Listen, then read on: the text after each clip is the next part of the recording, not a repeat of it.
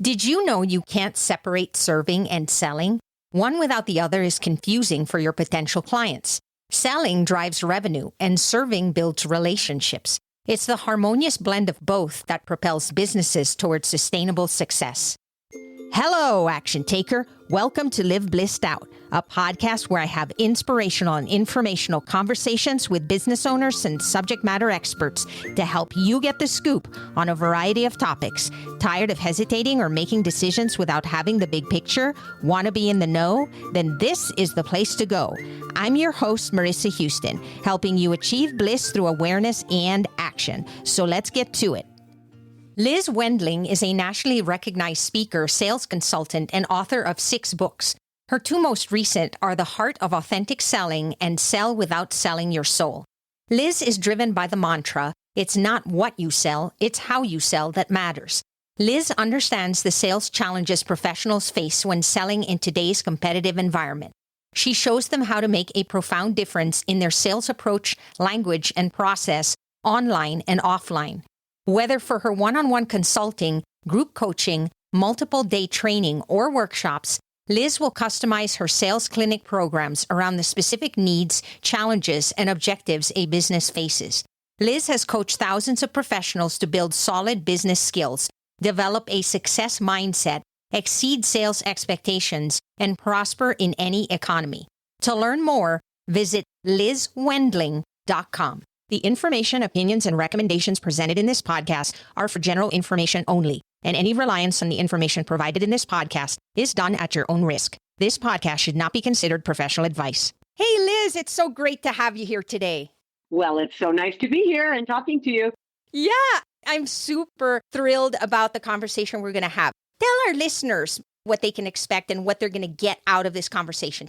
Oh, yeah. We are going to be talking about serving and selling, because serving and selling is critical to every single business. There isn't a business on this planet that doesn't stay in business because someone is serving and selling at the same time. So I tell people that serving and selling are interconnected, and they're interconnected parts of the sales process. And if you can think of serving and selling as inhaling and exhaling, both are critical for sustaining your life and your business. You don't want to spend all day just inhaling, which is the equivalent of serving, and you don't want to spend your whole day exhaling, which is the equivalent of selling. You need both. I use the example of a circle. You can't tell where the circle starts and stops, and you can't tell in a really strong and robust, nice, authentic sales conversation where the serving and selling starts and stops. It's just a beautiful conversation between 2 people who potentially could use each other or need each other or can buy from each other or help each other. And anybody who makes it anything more than that is making selling harder than it needs to be. It's making growing their business way harder than it needs to be. And for people who embrace selling in the way that it is, which is helping, it's learning, it's listening, it's getting people what they need, then selling shouldn't be something that people avoid and resist in their business. And every day I talk to people say, I love what I do, but I hate to sell. Well, that's the equivalent of saying, I love what I do, but I hate making money. I love what I do, but I don't need to close business. They could think about it that way, that they're putting up the resistance, and that's why people don't buy from them. That is so true. I think here's where the challenge is for a lot of people. They don't understand the differences in the sense that they feel like selling means I need to convince somebody to do something or get something that they don't really need. And when you go into it from that perspective, then it can be intimidating because you're essentially trying to convince somebody to get something that they're really not invested in. That's right. And who wants that? First of all, if anybody is thinking that and even doing that, people will pick up on that. Your prospects will know this lady's just trying to sell me something. But if you go in energetically with that feeling that, oh, I don't want to sell them anything. Oh, I don't want them to think I'm selling. Then what you're conveying is you're about to waste my time. If what you have to sell is what I need, I expect you to talk about it. I want you to help me get the relief I need. Stop dancing around the subject and have a conversation about what relief looks like, what a process would look like if we work together. If you don't do that for someone, then you are wasting their time. All you're doing is being a servant. Nobody wants to do business with a servant anymore. They want to do business with a professional equal. For example, you go to a mechanic or a orthopedic surgeon and you've got a transmission problem or a tendon problem. And the mechanic and the orthopedic surgeon ask questions. They want to find out where it hurts, where the noise is coming from, where the issues are in your car or your body. Imagine a mechanic or an orthopedic surgeon never telling you how they can solve your problem, never talking to you about what a new transmission might look like or how we can find maybe a used transmission versus a brand new one, or an orthopedic surgeon saying, well, let's talk about some of the options out there now for putting a tendon back together. That's serving and selling. Could you imagine making a doctor's appointment, paying a copay, and having a doctor only tell you all about the scalpels and how great they are at asking questions or finding out what's wrong with you, but they don't offer you any sort of resolution? It's confusing and it's annoying. So that's why people today a lot of times say, I'm going to need to think about it, or thank you for your time. You've been very helpful. I appreciate you talking to me. Everybody has to close the loop between the serving and selling and make that circle so cohesive that you are helping that person either get what they need or not. Maybe now isn't the right time. Whatever it is, it doesn't matter. You have to be willing to step into that conversation. You used a key word that resonates with me, and that's timing. I think that a lot of us struggle with that piece. We don't know when it's the right time. What if they never need our services? Or what if they do, but we just weren't in front of them at the time that they needed it? How do we address the timing issue so that people don't feel like we're forcing them into something that is not necessarily something they don't have a problem with? They're just not ready to take the leap right now. It's talking about it. It's going in and asking questions. That's the serving piece. I might say something maybe to you, Marissa. Hey, Marissa, it sounds like maybe the timing is off for doing something like this, or it sounds like you're not at the point right now to take a big leap and jump into a program like this. Am I correct? Talk about it. So many people are afraid to ask questions that get to the truth. And the more questions you ask that helps people understand that you're not trying to just sell them, you're trying to understand, when is the timing right? When would be a good time for us to talk again? When's our next step? What would you like us to do next? Do you want me to call you, send you something? It's a dance. You're not dragging someone on the dance floor, doing a tango and trying to wrestle them to the ground and getting them to buy. So the mindset that people have around sales is that they have this one chance to close this business, when in fact, business is closed over time. I don't close every person I talk to, but I understand the process of keeping them engaged, staying in front of them, understanding when we're going to call each other again, because I treat them like the human being they are, not a sale. I talk to them like a human being going through a decision-making process, and they might not be ready. And I honor that, and I love them anyway. And if they come back, it'll happen. And if not, I still like them. Yeah. And I think what's happening a lot now, Liz, is we're so concerned about saying the right thing or how the other person is going to take something that we say. And so we have this guard, and we're so fearful of even asking a question because we feel like, oh, they might think we're too pushy or over-analyzing the situation. Don't you think? I do. And you said two words that jumped out at me earlier. You said force, and then you said pushy. But here's the thing. When you start thinking, I don't want to be pushy, I don't want to be salesy, what happens is the brain only hears be salesy, be pushy. And then the words that you choose actually sound pushy and salesy. So for all those people out there who say, oh, I don't want to be one of those salesy people, I don't want to be pushy, guess what? You actually sound that way because you're so concerned with not doing it that you can't create the authenticity. Your concern is on what you sound like and what you don't want to say versus being authentic and saying what needs to be said. Huge distinction. So when you say you don't want to be salesy, guaranteed you will be. Guaranteed. Instead of declaring, I want to show up today and have this awesome conversation with this person who wants to find out more about my business, and I'm going to have a great conversation, and just declare that versus, oh, I hope I'm not salesy. I really don't want to come across pushy. And all the brain knows is that it doesn't hear, I don't want to. It just hears, come across pushy instead of authentic. It really starts with a mindset. And the two words we're using a lot are serving and selling. And it really is about service first. Because when you serve and people look at you as a resource and they're excited about you being able to help them solve a problem, the selling just happens automatically. It's not something that you force. And a lot of times we reverse it and we say, you need to buy this, you need that. And the person doesn't really feel connected or doesn't really understand what makes you stand out. I think that a lot of people don't really paint a good picture to their prospects or anyone that they come across as to what makes them unique. what they do that's different from everyone else. That's right. And they think they're supposed to spend hundreds of dollars to have someone help them come up with their unique selling proposition. Have you heard of what that is, a unique selling proposition? What makes you different? Yes. Well, these days, it is a waste of time, energy, and money because every unique sales proposition sounds exactly the same.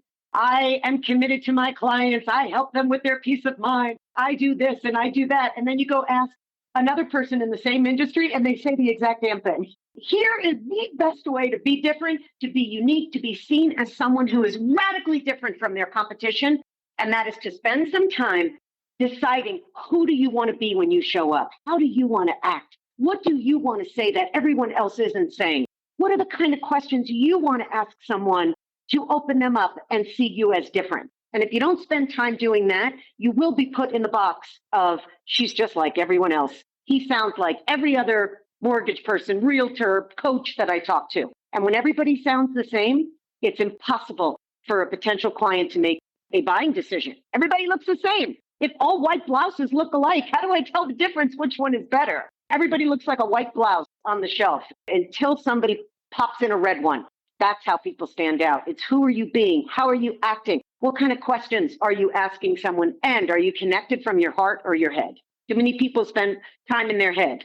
Honestly, understanding them is where it all starts. If you take the time to get them, then they already know that you're on their corner. And then the other thing is, how do you make their job easier? Because that's what we all want. We call on services because we want the whole experience to be painless and we want it to be effective. If we can focus on those things, then they'll go, wow, I love working with this person because they're making my life better. Right. It's the results. People hire people for results, to get something done, to achieve an issue, a problem, a challenge. When it comes to services, if I call a plumbing company and I'm calling 3 of them, which plumbing company treats me differently? Do they start out the call and say, oh, how can I help you? How'd you hear about us? I do a lot of secret shopping for companies. So when I call 3 different companies and everybody asks me, so how'd you hear about us? In the first question, then I know that company is all about them, not about me. The focus should be on me and my plumbing issue, not your marketing message. Hey, where'd you find us? Let us know so we can keep marketing there. That tells me how self-centered someone is. Now, they don't do it on purpose. They just think they have to capture that information when in the beginning of the call is the wrong time to do that. This is a subject matter, Liz, that is so near and dear to my heart. We could go on. I think our listeners are going to really relate to this. I have this HVAC company that I have been doing business with since they installed my HVAC, probably 11 years ago or so. Never use anyone else because I want the same company to be servicing that unit so that I know that they can't say, well, what happened? Did you not do this? Did you not do that? I want a record of everything that's done so that there's accountability. And Liz, every year, not only do they not call me, I call them. And then when I call, they ask me for my name, my address, my phone number. And apparently I'm invisible in the record system. Like, are you a new customer? Are you whatever? I'm like, are you joking? I've been with you for over 11 years. You ask me the same questions every year and you act like you've never heard of me before. And here's the funny thing. The woman that answers is the same woman. It's not like I'm being transferred to some overseas call center. This is the same person and they never acknowledge me ever. Now, why do I stick with them? Primarily because they have done good service. When they send the tech over, the tech is always honest. They always take care of the issue. Their way of relating to me is completely different from the person that's answering the phone. However, there's a huge disconnect between her reception and their reception when they actually show up at your door. And that can be problematic, don't you think? Oh, yes. There's an incongruency. But my guess is that they don't even know that they don't even know. And they're going through the motions because no one ever said to them, you know what? Every time I call, you ask me the same questions. Do you not have a system? Or I would call the company owner and say, here's been my experience. And if I'm feeling it, I guarantee you others are feeling it. And I'm wondering why you wouldn't fix that, why you wouldn't want to have me be greeted differently. Oh, Marissa's calling again. Thanks so much for continuing using our services. How could we help you today? Yes, and to say, oh, we see that the last time you did your service was so-and-so, so I see now it's time. All right, we'll send so-and-so over there. Oh, we saw that Joey went the last time. We'll send him again. I hope everything's good. Just having a nice conversation with customers that have been with you forever It's game changing, Liz. Does wonders. It really is. So when people say they hate sales, in my mind, what they hate is old school sales. They hate the way sales used to be, not the way sales and serving is done today. So when they say, oh, I just hate it, they think they have to be sleazy, pushy, annoying, aggressive, when in fact, not a lot of people sell that way today. They know that that is old school. It makes it really easy for people to discount what selling is. And they say, oh, well, I'm not going to do it because selling is pushy. I'm not going to do it. And what they do is they take themselves out of the game. They take themselves away from ideal clients that would potentially hire them. They give themselves permission to fail by saying, I don't want to sell because it's icky and slimy and sleazy, instead of saying, maybe there's a better way. Maybe I can sell from my heart and from a better place so that I'm not viewed in that light. But they give themselves permission to cut the very lifeblood of their business off, and that's not to sell. Yes. And I think what you're saying is authentic selling, being you and listening and really truly caring. We know that there are psychological tactics that some people apply to get the sale. So for example, you might go into a store and you're talking to a salesperson and you happen to mention something. Oh, I love to golf. And all of a sudden that salesperson's going to go, I love golfing too. They've never golfed in their lives, but they're taught to mimic the person so that the person tends to end up liking them immediately, and then they'll hopefully get the sale quicker. And that is not authentic. And that you never want to pretend to be somebody that you're not just to get a sale. Are you searching for a trusted merchant service provider for your business? SG Associates LLC is your partner for quality payment and merchant service solutions. With over 15 years of experience in credit card processing, SG Associates offers merchants the best pricing, products, and customer service available from a payment and solution service provider. Their number one goal is to save their merchants as much as possible on their credit card processing fees. To learn how they can help you, call 1-800-455-5211 or visit sg-associatesllc.com. What if their skills are lousy? I don't care how authentic my orthopedic surgeon is. I want them skilled as well, or an authentic CPA. I want to know that you have skills to do my taxes. I don't want you to just be authentic. So that message thrown around of just show up and be authentic, that's a bit of a half-truth. You need the skills on top of it. Totally agree. And I'm so glad that you elaborated on that because, yes, people are confused as to what it really means. And it's very important for us to understand when we use a word, what exactly are we referring to when it comes to that? I think one of the ways you can be really authentic is to not be afraid to ask the questions and find out what do they want? Because you have to have the skill, but oftentimes there are expectations you have of a customer in order to apply your skill. For example, let's say you need a piece of art and it needs to be a certain type of art in order for you to do your job. And the customer gives you this low quality resolution thing and they keep sending it to you and you're like, no, I need this, I need that. In the customer's mind, they're going, oh, this is such a hassle. I just want you to put this thing on my thing. And I don't understand why we keep going back and forth with this process. And so in their mind, they're thinking, is this person not a professional? But if you set the expectation and you say, listen, if you don't have this art, I can take care of it for you. And here's what it's going to take. So let me know. Would you prefer this or would you prefer that? So that people understand what to expect, because that's where the breakdown happens, is when they have expectations that aren't in line with yours. Yes. When the serving mentality is taken too far and too much serving energy shows up, for those people who just say, oh, I just want to serve. That's all I want to do. That's how I get my clients. Sometimes that serving energy makes you look needy, puts you in a less than position because you're showing up as a servant. And what that does is it decreases your credibility and diminishes your value in the eyes of your potential client, because that serving energy conveys, I'm here for you. I'll do anything you want. I can jump through hoops. I'll bend over backwards. I'll stand on my head. I'll turn myself into a pretzel. I'm here to serve you. Nobody wants that. I don't want you bending into a pretzel. I want you to be a professional equal who you and I can have a direct and honest conversation that makes me feel like you heard me and I understand you. That is so true, Liz. And I think to the point you're bringing up about listening is so important. How many times in a conversation you've had with a client where they need you and they've made the decision to do business with you, but they happen to be dealing with a different problem. And it's not something you can particularly solve. But if you're listening, you're going, oh my goodness, I know how you can get help with that, and I can connect you with somebody that might be able to address that issue. Would you like me to take care of that? Now you're thinking outside of the box and you're really being a partner and not just thinking about yourself and how you're going to get that next sale. Correct. Well, let's face it, there are crummy marketers out there. There's crummy salespeople. There are crummy dentists out there who are trying to sell you the latest and greatest thing. It isn't just, quote unquote, the sales industry, because everybody is selling something. So there will always be a bunch of bad actors out there. Less and less these days, but they're out there. Let them do their thing. They'll find a different kind of clientele. But for all of the rest of us who want to do this in a way that aligns with our heart and our soul and conveys that we're in this not just for the sale, it has to be a win-win. I have to be able to help you, and then in exchange, you pay me for that help. That's all a sale is. You have an issue, I have the resolution. Will you exchange money for the resolution, just like a transmission or a CPA doing your taxes? That's all it is, and people make it so much harder than it needs to be. We really overthink everything. And part of it is confidence, mindset, all the things that we've been talking about. Let's think about our listeners for a moment who've heard everything we just talked about. And they're going, okay, I'm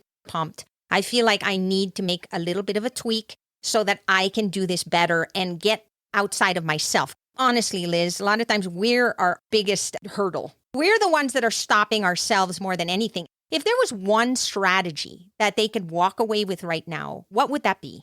For all those people who say, I don't want to be salesy, I don't want to look like I'm self-serving, I don't want to look like I'm just in it for the sale, here goes. Stop saying, I would love to talk to you. I'd love to set up a time to meet with you. I'd love to get on your calendar. I'd love to set up a time where we can get together. Because guess what? It's all about you. I would love is the most self-serving statement you can say to a potential client. That's a demand, not a request. You told me what you want to do to me versus inviting me into a conversation with you. So all these people who say, I hate selling, I don't want to be a salesperson, and spout out, I would love to get on your calendar. I'd love to find out more about your business. Stop that today, because it isn't about you. It's about both people, both parties, or a whole team of people, whatever it is. It's not about you. Striking, I would love to, and telling someone what you would love to do to them has to be re-engineered and invite them.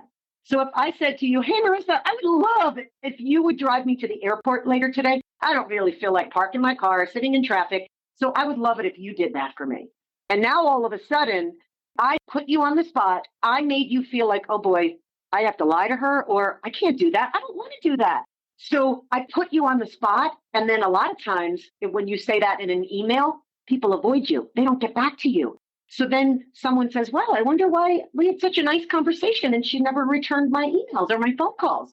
Then you do it again and say, I would love to get on your calendar. I'd love to sit down with you. You're putting the resistance right into that email. So when I tell you what I want you to do, Marissa, versus saying, hey, Marissa, I don't know what your schedule looks like sometime later today, but would you be open to, or do you, I'm using the word you, do you have some time? Is your schedule free to pop me over to the airport? Now I've given you an opportunity to converse versus me telling you what I would love you to do. I could see the flip on that. You're saying the message, but you're saying it in such a way that it's focused on them and giving them the opportunity to say whether they're comfortable with that. Bingo. Yep. Even Marissa, the worst one I hear all the time is when people say, oh, I love your hair. I love your boots. I love your shoes. Well, then again, we're taking this beautiful compliment and making it about us. I love your hair. I love your boots versus your hair is spectacular. Have it land differently. Give it the meaning that it deserves. Let that person feel the sentiment of that. You look fabulous. Your podcast is amazing. Instead of me saying, oh, Marissa, I love your podcast. And it sounds self-serving, and it really is all about you. And when we take the focus off of us, and we talked about this earlier, I don't want to sound pushy. I don't want to sound salesy. Well, what if you stop declaring what you don't want and say, I am going to make this conversation about my client. It's all about them. It's not about me. That is one little shift people can make today and have a radical impact in how people respond back to them, how they communicate with them, how quickly they respond to their emails. When you make it about you, you have to send 5 emails. When you make it about them, you send 1. That is so powerful. We just don't know we're doing this, Liz. We don't. We're thinking we're being very helpful and nice and can't understand why we're not getting through. And it's just that little change in the way we look at it. And I know this is used a lot. Giving simply means that when you're having a conversation with somebody, you're taking them into consideration throughout the process. People tend to just want to share everything about themselves and be so focused, not realizing they're thinking they're being conversational and building rapport. But in reality, they're coming across in a different way. That's right. All the way to the end of, let's say, a sales conversation, and the person who's selling says, okay, well, then I'll follow up with you, or I'll stay in touch with you, or I'll send you something. Versus at the end of the conversation, I ask, how would you like us to stay connected? How would you like us to continue the conversation we started? What are your thoughts on another conversation? Instead of me making a demand or a command and saying, here's what I'm going to do. I'm going to email you and you're going to pick up the phone or you're going to get back to me. That feels too pushy versus, hey, Marissa, what are your thoughts? I know we had a short conversation today and it sounds like we may have some more stuff to talk about. What would you like to do next? When would you like to pick up where we left off? And now I'm considering you. I'm making it about us, but I'm considering you in my conversation. The one question I think that we always forget to ask is, how can I help you? We end the conversation and that one person has been so helpful with information or whatever, and we never bothered to stop and say, this has been fantastic. How can I help you? Is there something I can do to support you? What are you looking for? Can I introduce you to somebody? And again, it always goes back to asking. If we just ask enough, we're going to get through so much further without as much effort. People just want to know that you're listening. They want to know that you care. It's true. And I mean this. It is so rare, Marissa, that I get blown off. It is so rare that someone doesn't get back to me or I have to email them 10 times because of my conversations with people and I make it about both of us. They're included in the conversation and the next step and the next part of the follow-up so that they don't feel like I'm ever being pushy or salesy or doing anything. All I'm doing is continuing where we left off. And it feels like that to them, and it's my intention to them. So I never get blown off. I'll send an email when someone gets back to me. Occasionally, I may have to send two because somebody got busy or they missed it, but never do I have to send more than 2 emails to anyone without getting a response. And that, to me, says everything about the way that we can treat people and communicate with them so they never feel like they have to avoid us because we did something in that conversation where we swore we didn't want to be pushy or salesy, but actually showed up that way. We're doing a disservice. If I can just count the number of times I get solicited on LinkedIn, on my emails, and it's all this long-winded thing about how their company is wonderful and it's going to serve me. And before they even get to know me, like especially on LinkedIn, when they send you a private message and the only thing they send you is how their company is going to be able to work with you to do X, Y, Z, and I don't even know who they are, and their calendar link. And I'm thinking, are you really getting sales out of this? I don't know. They must if they're doing it, but I don't think that they're getting the kind of sales that they need, or they're probably burning through the connections a lot faster. That first impression is so important. This conversation is so full of just valuable nuggets. How do people work with you? Who do you serve? How do you help them? And how can they learn more? Thank you for asking. I have what I call the sales clinic and the sales messaging clinic. Just like you check into a clinic and you fill out some forms and you talk about where your pains and problems and issues are, and then you go see a doctor and they start asking questions and then they resolve those. I start out with a business scan and a sales MRI, and I will sit down with someone and go through their whole sales process to find out what's broken, what's missing, what's hurting, what is in the way of you clearly, consciously, and openly having great conversations with awesome potential clients, but where you're missing the mark. And then we go in there and we clean it up. And then I also help people with their messaging. So whether it's prospecting messaging or follow-up messages, how do you send an email after you meet someone at a networking event without sounding like it's all about you? And any type of communication that you're sending out to people, together we create messaging that sounds like them. It's customized messaging and a process that fits their unique business, their unique personality, and the way they want to show up and differentiate themselves. So it could be anywhere from 6 weeks to 6 months coaching. It's so individual that I don't have a one-size-fits-all program like a lot of coaches do. You have to work with me for 6 months. No, you don't. You might get it in 6 weeks and we are done. But it all starts out with a scan and an MRI. Basically diagnosing the issue and then coming up with something very custom to address it. Perfect. That's beautifully said. What is your website and how can they learn more, Liz? They can learn more at LizWendling.com. LinkedIn, YouTube, I've got a ton of videos there, and even on LinkedIn. And then Amazon, I have all of my books on Amazon. So they can certainly poke around and find lots of information on how I teach sales in the modern world, a modern sales process, not a process from the 1990s. I know they're going to pick up so many valuable pieces of information throughout as they stay connected with you. Any business without successful sales is not a business. It's the lifeblood of everything. And if you're not able to build that, then your business will not stick around. You nailed it. That is exactly it. Without sales, how could you stay in business? Without someone paying you for what you do, how does one stay in business?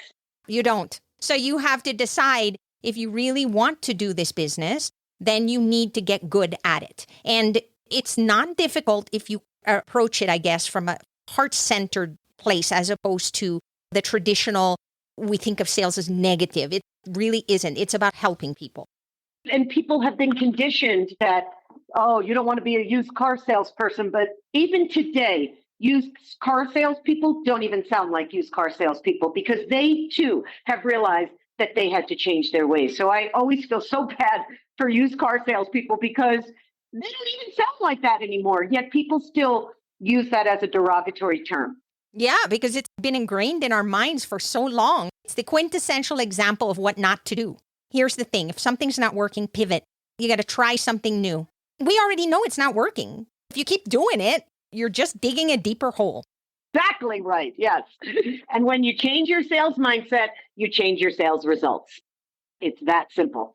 Liz, thank you. I selfishly enjoy these conversations because I get all pumped up and I learn new things. And the idea here is to not keep it to myself, is to share it with the world because everybody else needs this. And I'm so glad you're doing what you're doing. And I'm glad you do it as well. I appreciate it. It was so nice to chat with you. Same here, Liz. That's a wrap for this episode of Live Blissed Out. Thanks to Liz Wendling for joining us, and thanks for listening. If you have a question or comment for a future episode, all you have to do is go to speakpipe.com/LBOVM or click the link in the show notes to leave a brief audio message. If you find value in our show, please visit liveblessedout.com to reach out, subscribe, and share on social media. This show is made possible through listeners like you. Thank you. So long for now, and remember to keep moving forward.